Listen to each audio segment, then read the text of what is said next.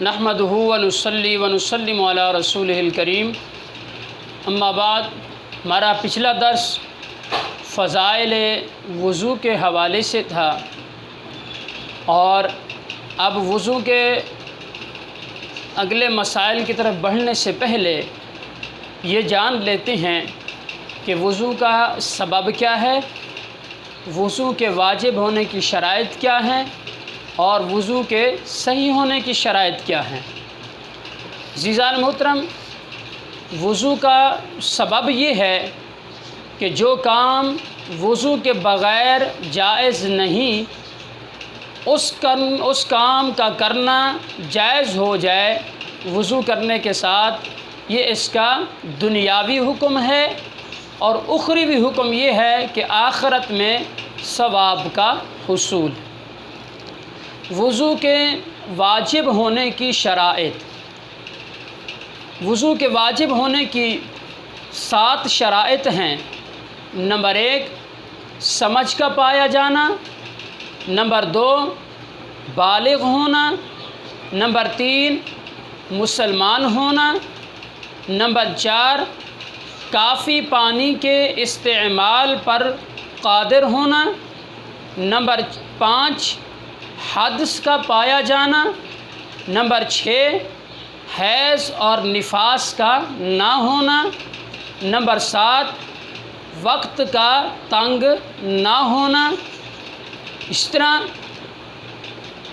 پاگل بچے، کافر پر نماز فرض نہیں، تو اس لیے ان پر وضو بھی فرض نہیں۔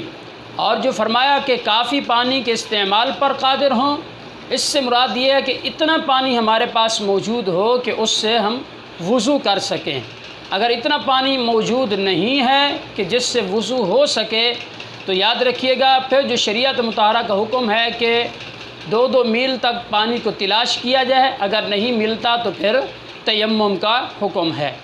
اسی طرح حدث کا پایا جانا، یعنی جب کوئی انسان بے وضو ہوگا تو تب اس پر وضو کرنا واجب ہوگا، اگر پہلے سے اس کا وضو موجود ہے تو دوبارہ اس پر وضو کرنا واجب نہیں ہے۔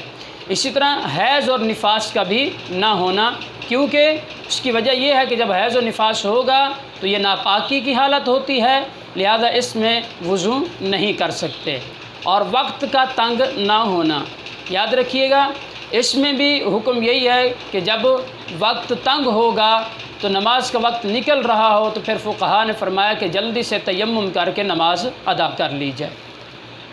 اور وضو کے صحیح ہونے کی شرائط۔ وضو کے صحیح ہونے کی ابتداءً 3 شرطیں ہیں۔